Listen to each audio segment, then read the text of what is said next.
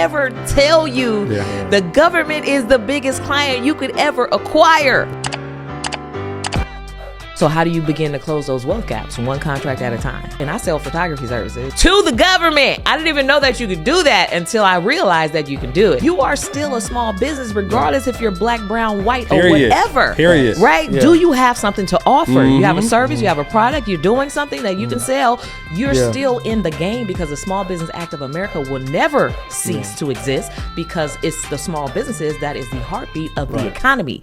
So the largest contract that I've ever received was $1 million. Welcome back to another episode of the Melanin Money Show. And on this episode, if you want to learn how to get money from the government, then you're in the right place. You're going to hear from a transformational speaker, author, business coach who's helped six-figure entrepreneurs grow to seven figures all through this process. And you're going to learn that all in today's episode with Dr. Karwanna. How are you? I'm doing great. Thank you so much. Great to be here. Absolutely. Thank you for coming. We know it's a little cold today. It's freezing out here. but you came prepared. You know what I'm saying? Is that not lavender? What color is that? It's lilac. Lilac. I knew it was one of the L's. Yeah. Okay. Yeah. But thank you for coming. How are you today? I'm great. Awesome. Okay. So the question I have for you is, what is the largest government contract you've ever received? So the largest contract that I've ever received was $1 million. Ooh, seven figures from the government. From the government, just one check. It wasn't one check. It was like multiple checks over a 5-year period. But it was one contract. Absolutely. Okay. Awesome. And so when you hear the term government contracts, right? It's kind of people really don't necessarily know what that means. I mean, generally speaking, I have a contract with the government, but if a small business owner wanted to get a government contract, like, what does that look like? How do they go about that process? And can the average everyday business owner even get a government contract? Absolutely. So getting a contract with the government is the same exact thing as getting a contract with a individual client, right? Only the government will pay you in bulk over a longer period of time. And so this is where you're able to really scale your business much faster, because these contracts are typically very lucrative. Gotcha. And everyday average people can get a government contract. Like, we're talking about solopreneurs, people who are freelancers, professional service providers, and people who also provide products. So just any and everybody every day can get a government contract. And I think, and I truly believe that if you are not doing business with the government, you are potentially leaving millions of dollars on the table. We're leaving millions of dollars on the table. Yep. So before this episode's over, we're going to have a few asking for a friend questions. Yes. Okay. How Melanin Money can get some government contracts. Yeah. So what essentially is a government contract, right? And is it just the government needs help with work and they need business owners to facilitate it? Is it that simple, or?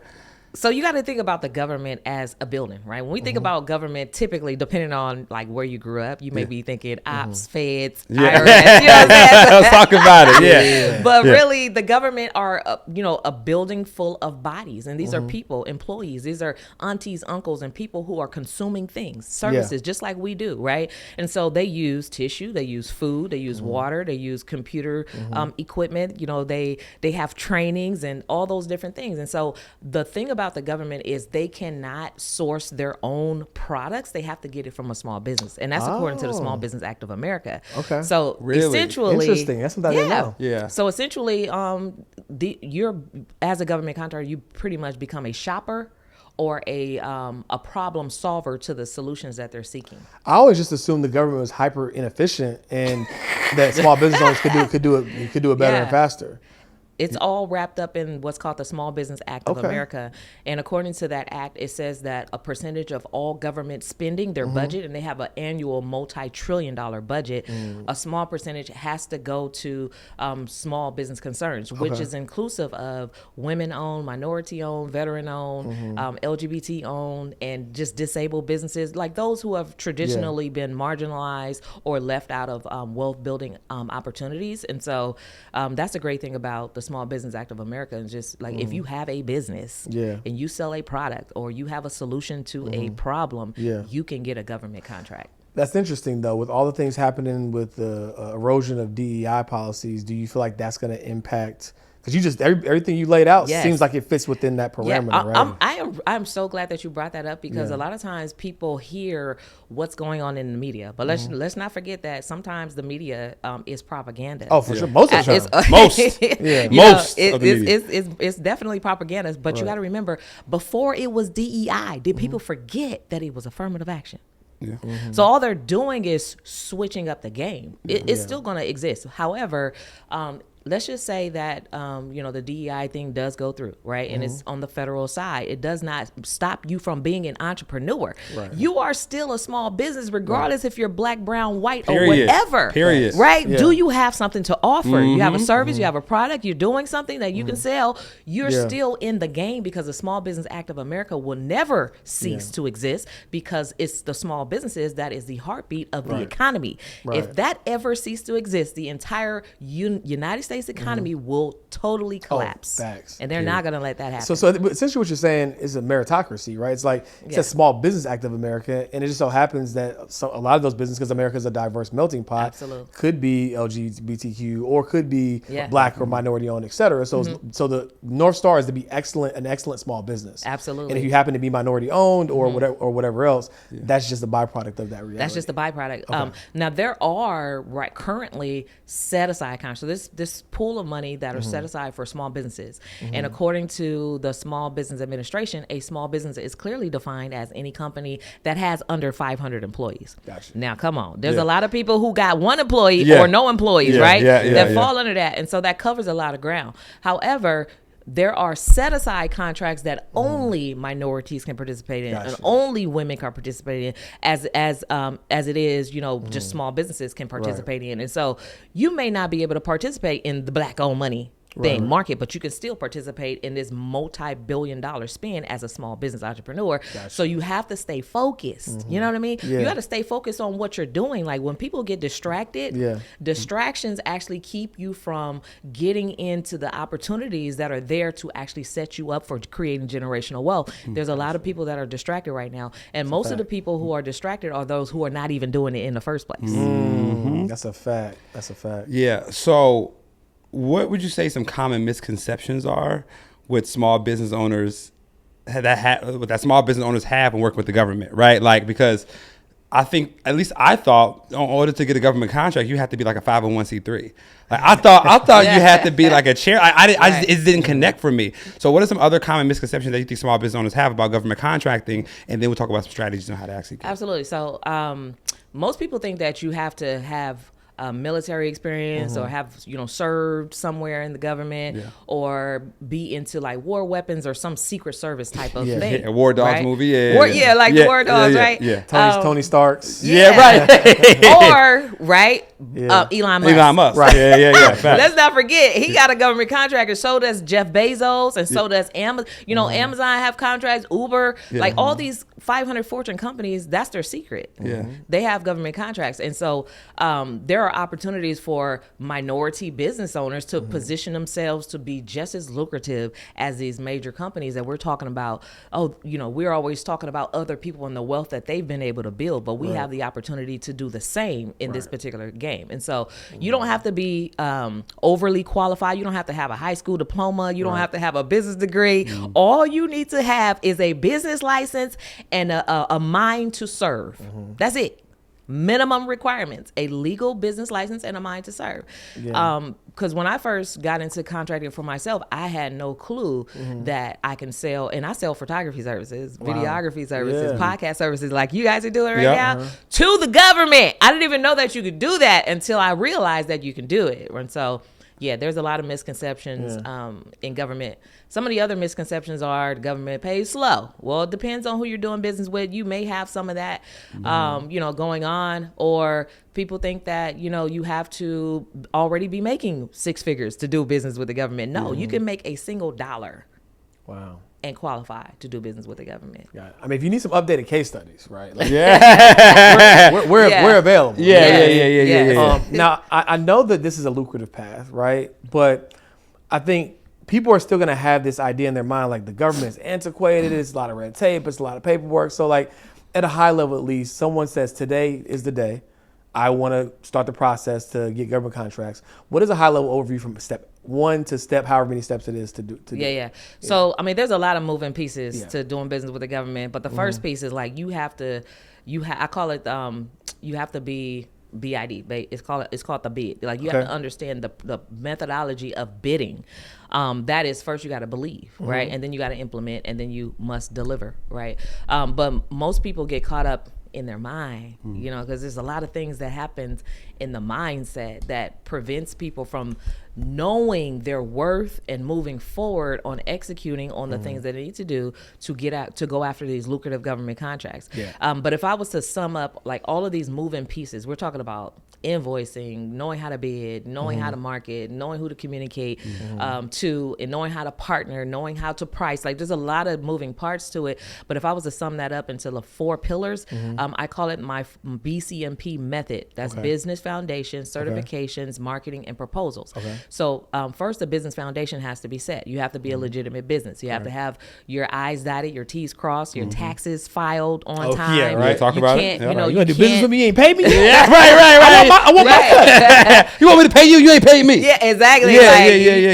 You can't, you know, have huge, tremendous bills that you owe to the federal government or anything. That's good to know. So you got to be, you know, you got to be astute. You got to be, you know, a qualified contractor first. But once you have those qualifications, then it's getting certified. So and before we move on to get certified, I just want to be very clear so the audience can have tactical information. So when you say get your business right, you mean like set up your LLC, set up your EIN, get an actual business address. Don't use your home address. Right. Have a business bank account so they can have somewhere to put the money into, and then file your taxes on time. If you do these things that we've been telling y'all to do from day one, then you can set yourself up for a government we yelling at y'all. Imagine getting a government contract and you be like, y'all, can y'all hit me on the Cash App? Cash App, say like, you gotta be doing that. You gotta be legit.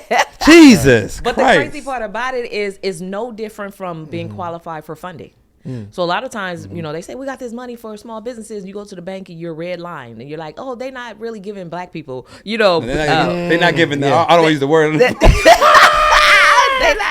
You know, but it's the things that they're looking for. Yeah. You got to have a DUNS number, EIN number, your articles of organization. Like, you got to have your operating agreement. You got to have your stuff in order. Now, if you can legitimately do your paperwork, and it's not a lot of work to do. Like, you can hire somebody to do this stuff. Yeah. If you can legitimately present yourself as a quality premium or entrepreneur, right, then they can definitely write you a quality premium check. Yeah. That's what it's about, right? And one thing me and Carter always say is like don't be too busy to get rich. Right? People be like, oh, I don't got time to do the paperwork. I don't got what else you got time to do? That ain't red tape. That's black tape. You taping yourself, brother. Yeah. What are you talking about? And so people have to be like, stop being entitled, right? Like there's a process to being excellent.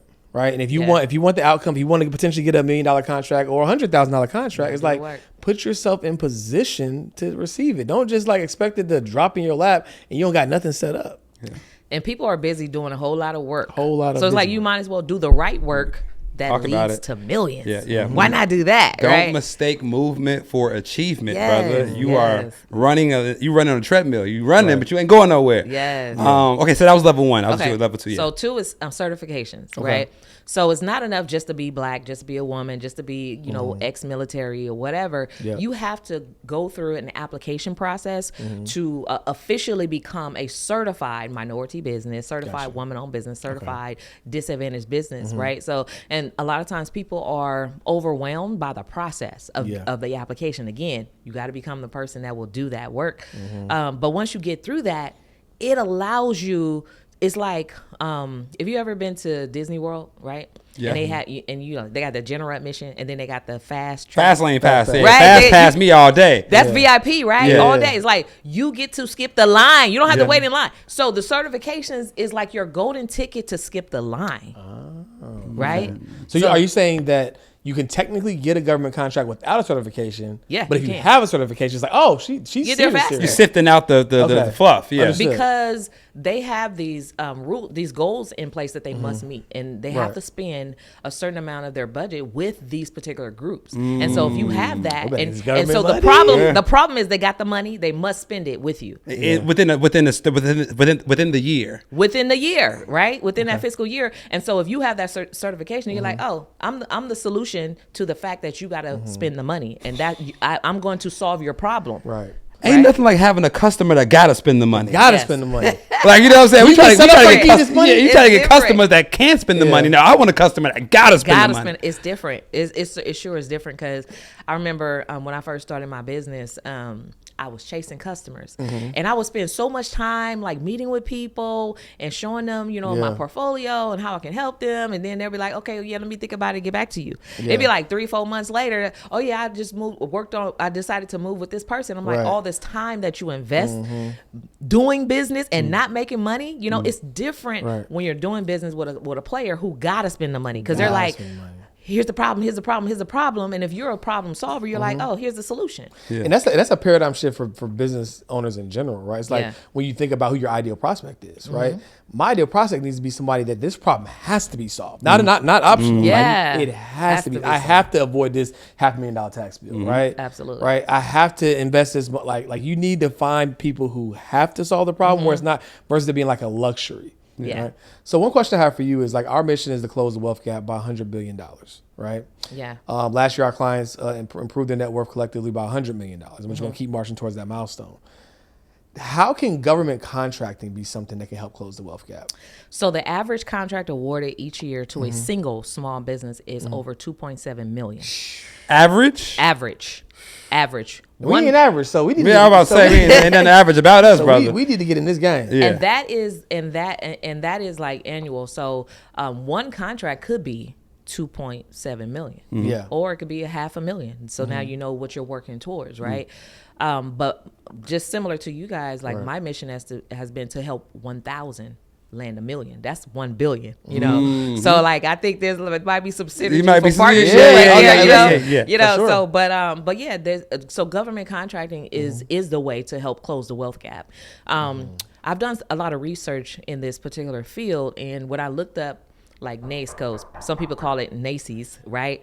But there's like these industry codes that is specifically tied to money. And when you understand your NACE codes, your industry code, then you can know what you're worth, right? Okay. So say, for instance, professional services, the government is like, well, if you're not making $40 million a year for 5 years straight, you are considered a totally disadvantaged small business that is capable of absolutely, yeah. So it's mind-boggling. Hey, you're below average, brother. You need help. You're not doing 40? Because some people are like, oh, I made $1 million. I'm rich, I'm wealthy, I made it. I made 3 to 5. I'm rich, I'm wealthy, I made it. But when you look at how the government sees your business based on your industry, they're like, no, you ain't made it yet. Not until you're doing 40 million. Now those numbers is just crazy. Right, so when you look at how the government views your industry and then where you are, there's a tremendous wealth gap there. Right. So how do you begin to close those wealth gaps? One contract at a time.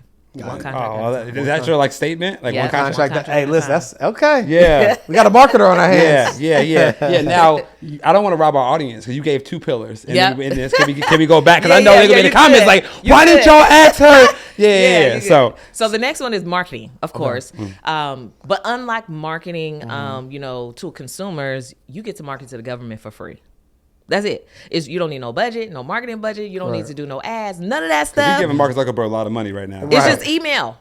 Basically email, showing up to events, and then one thing is called a capability statement, where you're just it's a 1-sheet resume for your business. These are the capabilities. This is what I have to offer. These are the certifications that I have, and you're just marketing directly to the people who are buying, right? And so the key is to figure out who are the buyers for your particular industry services. And the other thing is, you don't even have to do the thing. Like, you could be a photographer, videographer, or podcast producer, and you can get a contract in construction. Yes. Wow. And so there are ways that you can play the game where you're just outsourcing work to other businesses, which is another great thing. Sometimes I talk about all the time. I was pointing right at you. Like it's like people just don't realize, like, they think they got to be the expert, right? And our whole economy, as you're illustrating, is built on these principles, right? Yep. There's a buyer, there's a builder, and there's a broker. Yep. And in this example, you become the broker. The broker ain't got no fulfillment. They fulfillment. all profit margins. Brokerage, So speaking of profit margins, right? If you were to go that route, right? Because it's like, man, I wanna be the middleman. I want to facilitate this contract, right? And I know it could range depending upon the different industries, but like, what are some reasonable expectations, right, from a profit margin? You get that $1 million contract. You're just the broker. What are you likely to see as the owner of that contract? It's all negotiable. So like you could do, you can mark it up 100% or you can mark it up 50%. So it all depends. So it's a case by case basis depending on what the scope of work is to see like what makes sense to where you're not overbidding, you know? But you can clean up anywhere if it's $1 million contract. Maybe 200, 250,000 or even more, depending on the service. Just for the handoff. The magic, the heen. Yeah, you know what I'm saying? Okay. That's super dope. Okay, so what's the last pillar then after marketing? Okay, so marketing and then proposals. Okay. Now this is the biggest. Yeah, let's stay here for a second. This is the biggest. This is the biggest part most people get hung up on because I'm not gonna lie. When doing government contracting and you go to these websites where they have all these procurement offers that are there, opportunities, the language is very different. The government speaks a whole different language. So it's like you have to be in the world of government contracts to really understand how to navigate. Sure. But bidding is how you get the money. So you submit these proposals that says this is the solution that I've come up with and this is the price line, the price mark that I'm going to solve the problem with. And it becomes a little bit of a bidding war. Yeah. Sometimes people don't bid on it's only one person that put in the bid for this particular opportunity. So you're automatically going to win it. Yeah. And there's different ways that you can play the game. Sometimes there are what's called simplified acquisitions where in this case, all the government need is to get 3 quotes. So now you have a 33.33% chance to winning that contract because they just need to get 3 quotes from 3 different people and then they can go with whoever they choose, right? Tell your friends to submit 2 of them. Hey, look. And that's another play that you can run, right? Yeah. You get it. Yeah. And so, but I consider like the bidding proposal part to be one of the most biggest hurdles that people have because when they read these documents, they're like, oh, I don't even know what this says, right? The interpretation, and then, but there are some, there's some shortcuts to it. So I have what's called the 6 P's to proposals, right? Okay. And it's first you got to prepare.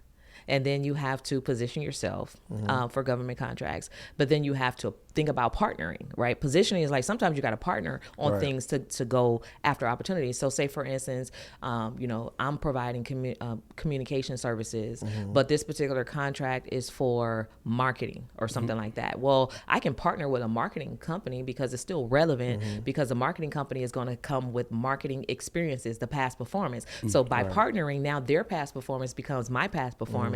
So you got to think about, do I need to partner or can I go at this alone? So partnership is key, right? Because I always say we're better together. Yeah. So there's then there's partnerships. Then you're gonna price it, right? You want to price it in a way where your partner is getting paid, but you also getting paid, and you want to also think about what are the other indirect and direct costs, that you're not haven't thought of. It could be you're using this cell phone for this particular project, or you're renting a building for this particular project. So you want to make sure that you price it appropriately, but then you also want to make sure that it's profitable.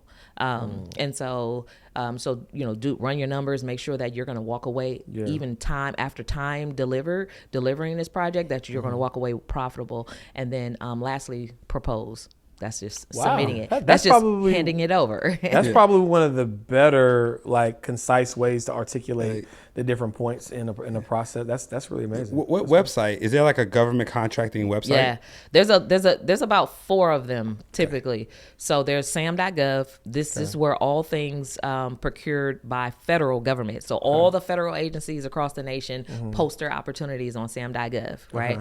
And then every state have their own procurement portal. So the state of Texas have their own procurement portal. Georgia, California, they all have their procurement portals. Do you get, I won't say preferential treatment, but if you live in the state that has their own portal, are they looking more closely at people who are in that particular yes. state? So there are, so yes and no. So there are some set asides where you got to be a certified state business in order to basically participate in this particular type of spend. So there are some opportunities there, as well as local. So local, city and county, they have their own procurement. So you can be doing business with your city and also with your county. And again, they have preferences for locally based certified businesses as well. And then there is the Department of Transportation, which most people leave out, believe it or not. So the Department of Transportation is the actual agency where I got that $1 million contract from. Wow. And most people think photography or videography and Department of Transportation, you're thinking buses, trains, that's exactly what trucks, I you're thinking about all this stuff.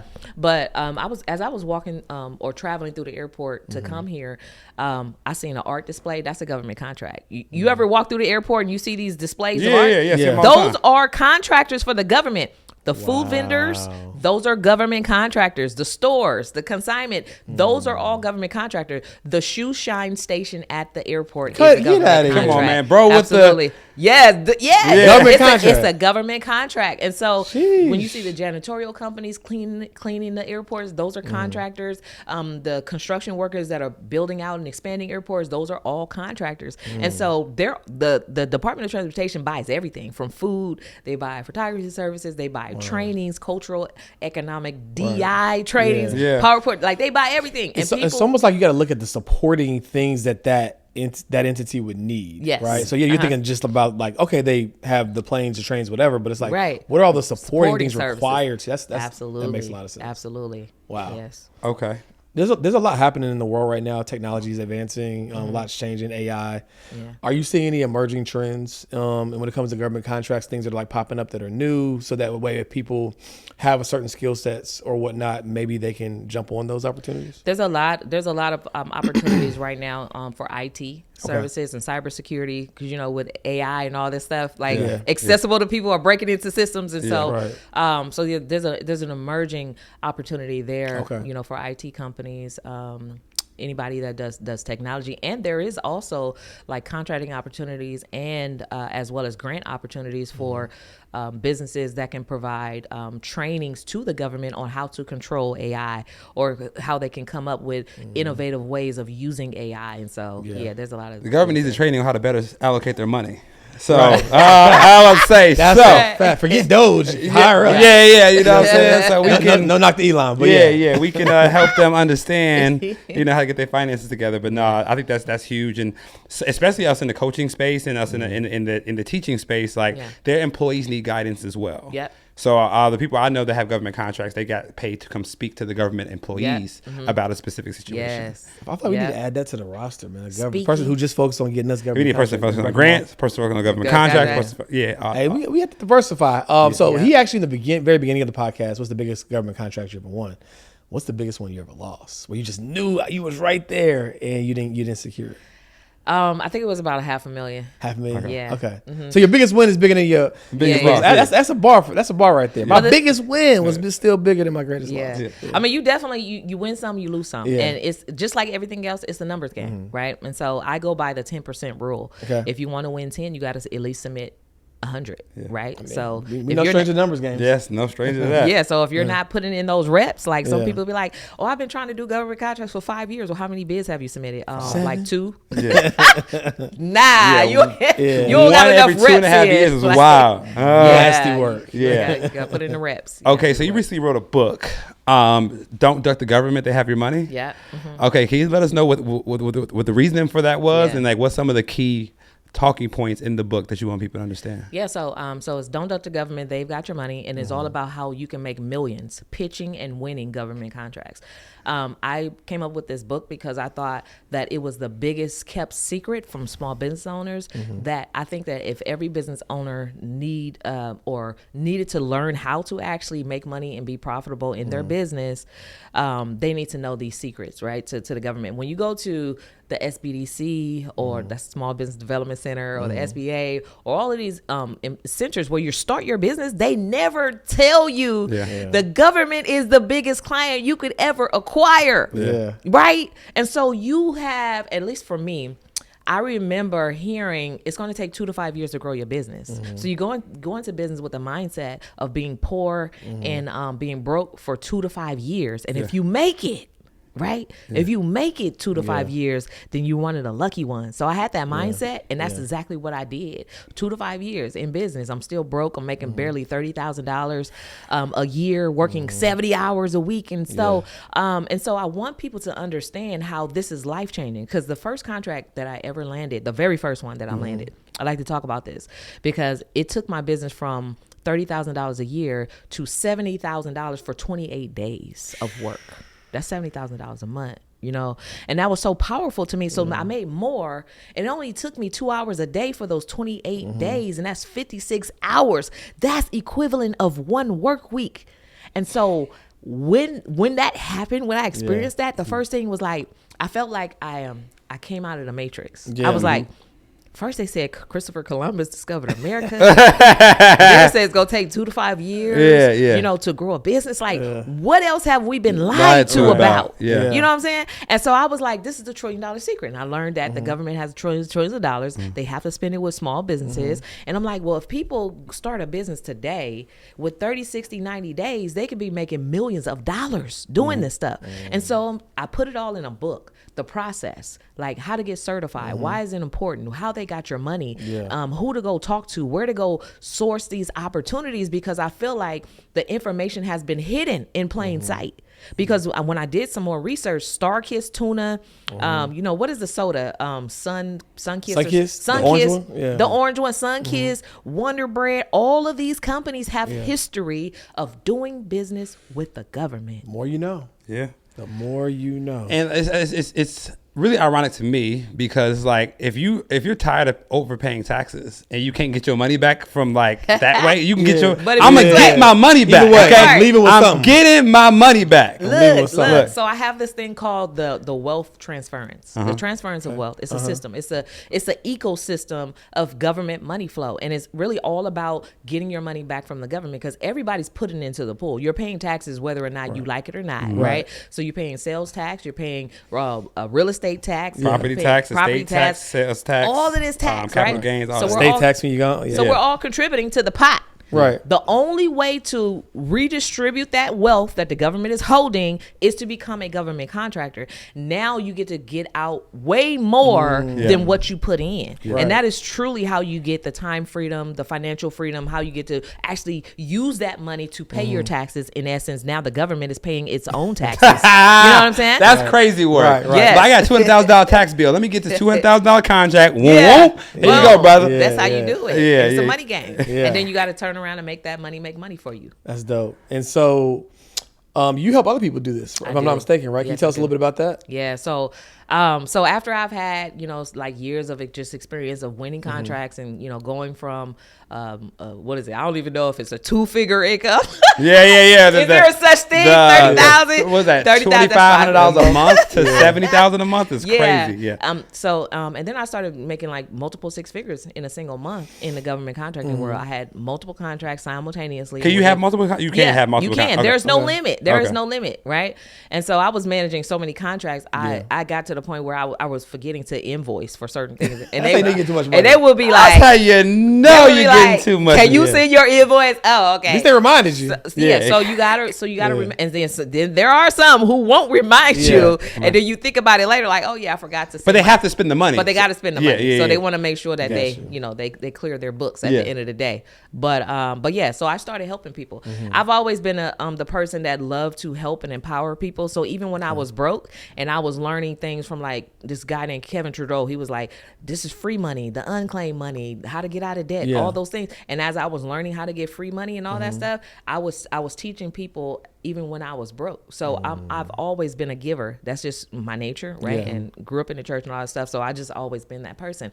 And so when I started excelling in my community, making multiple 6 figures, multiple 7 figures, I started sharing with people, this is how you do it, this is how you do it. But we all know the thing that I learned the most is that people don't respect you giving them information for free. Right. Yep. Because there were so many people that I shared like the game for free. Yeah. They never did a single thing with it until I started putting a price tag on it. And so when I started charging people and coaching them through it, these are the people who were able to get results because now they got some skin in the game. And they respect that, right? Speaking of results, let's talk a little bit about your student results. So Sure. what's one of your favorite testimonials of one of the clients that you helped? So one of my clients, her name is Kim Ali. She's she was a traveling nurse. She fired her boss like last year, but Nice. That's testimony you never said. Yeah. She was a traveling nurse. The first contract that she landed was for an hour training of diversity, equity, and inclusion. It was $23,500 for an hour, and then the next contract was like $175,000, and then the next contract was $2.7 million. Wow. And she said, "I just fired my boss. I'm now making multiple seven figures, all this stuff." And so, so transformational, right?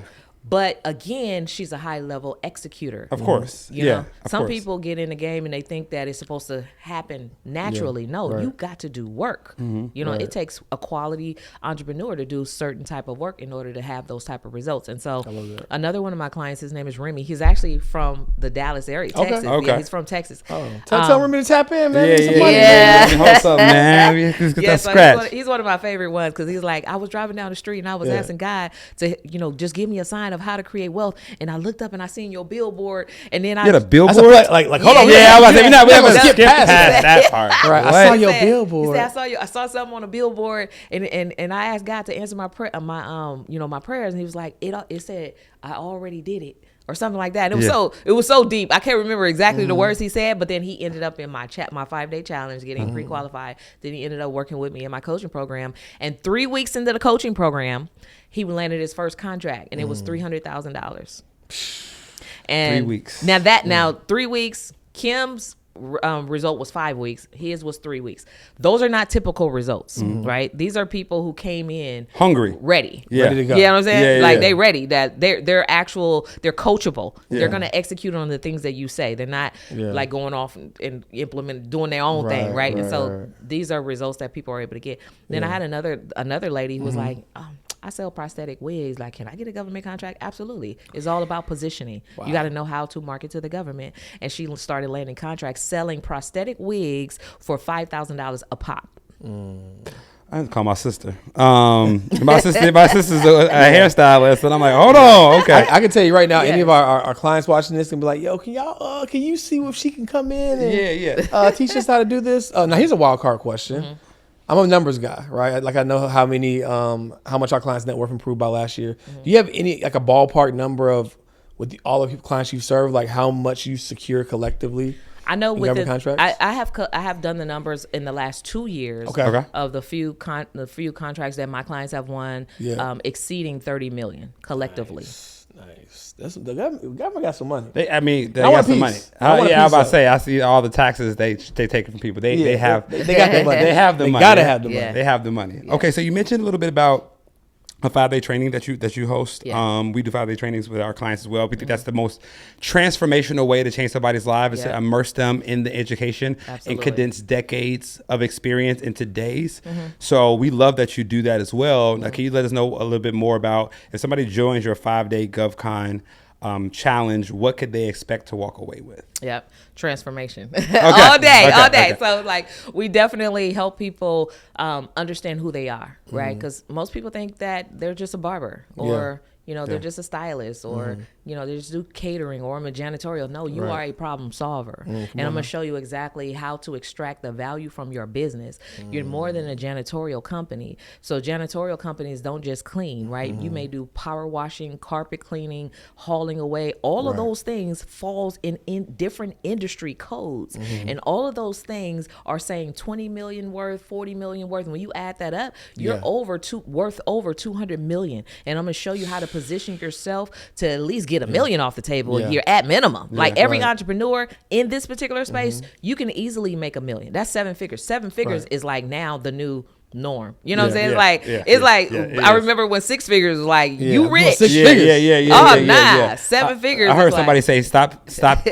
Your life would change when you stop thinking $1 million is a lot of money." it's not a lot. It's not a It's lot of like when you get, but until you get there, Yeah, it's like, yeah, you gotta yeah. touch it you first. feel like Yeah. you feel like that's a lot, and you ain't never got to work again. Nah, Yeah. that's a lie. Yeah. It's like, nah, okay, I got made my first million. And then you Now just what's made the me think about something else too, right? Like a lot of, not all of them, but government contracts sometimes are long term. Yep. So I can see a world where someone can rapidly grow the valuation of their business Yes. by securing contracts Yep. and probably can even exit that business They can. Because pretty early. ain't nothing Right. more guaranteed than the government paying Right. you money. I got the 10 contracts over 5 years Yep. that projected payout over 7, whatever it is. And now you can just That's literally. sellable. Yeah, It's yeah. sellable. You can literally. So you remember in the early 2000s Yeah. when these people were having startup businesses, Yeah. and they basically were creating these businesses, building up the business credit portfolio, and selling them for more than what they started them. It's the same thing. Yeah. Now you can build them up, build a business credit, but also build the government contracts. They're like 2 to 5 years, some of them up to 10 years, Right. and this whole portfolio, you can get in the buess of just selling. Yeah, You can get sell your it. money early because they can say, come on now. Yeah. You can just sell it to a marketing agency. Let's say you don't do marketing, you can create a Yeah. marketing company, get a whole bunch of government contracts, Yeah, and then sell sell it it. to a marketing company to fulfill and take your scratch on the front end. That's it. It's so many different Levels. ways. Yeah. There But is you got no to excuse. think creatively. You got to be able to see it. Yeah, you got to be able to see I love that. It's no secret that with our platform, we super serve people to look like us, and our goal is to help 100,000 people of color achieve their first or next 1 million in net worth. So we always like to ask our guests, what does being a melanin millionaire mean to you? I think it for me, it just means like being the superstar, because Superman never came to our community. So I had to become super lady, superwoman, the Wonder Woman of my community. And so for me, it's like, if I could show other people how I came from nothing and was able to get to 7 figures, multiple 7 figures, anybody can do it. And I'm leaving, the blueprint. I'm leaving the blueprint for anybody can do it. The blueprint in my 5-day challenge. There's a blueprint of breadcrumbs that I'm leaving in my book, and I'm sharing content online constantly. So if anybody is really interested in learning how to actually change their family legacy, break the curses, and create generational wealth, there are people and leaders who have done it that you just need to connect to, and just become like a mentee of what they're doing. And so for me, that it just means that I'm the star. I guess I'm the North Star because I grew up in the hood. I'm not gonna lie, right? I grew up in the hood. We all have our right? story. And I'm Yeah, like, and I'm trying to help my people. I really am trying to help my people understand that you are more than just a statistic. And you don't have to struggle and stay where you are. It's just like you have to feed your mind. You have to be hungry. You have to have a vision for yourself. But most of all, you got to know who you are. If you don't know who you are, you will be lost. You will be lost. And so that's what it means for me. It means legacy. Powerful. Love it. Powerful. Thank you so much for coming on the show, dropping all this wisdom and knowledge and insight, and letting us know that we are leaving money, millions on the table. Yes. And can you give us the links to the book and the challenge so we can put it in the show notes? Absolutely. Okay. So don't duck the government book.com. That's Don't, where you don't let the government. Don't duck the government book.com. Don't duck the government book.com. Okay. And GovConChallenge.com is for the 5-day challenge. So it's GovConChallenge.com / melanin money, because for those who come through, for you guys, I got a special gift for you. Oh, awesome. Okay. Awesome. Yeah, we'll make sure we definitely link that in the show notes so we sure. no more money on the table. But again, thanks again. And I know you have an in-person event coming up as well. Yes. So all the success on that. And let's go get some government contracts. Let's go get some money. Peace. Peace.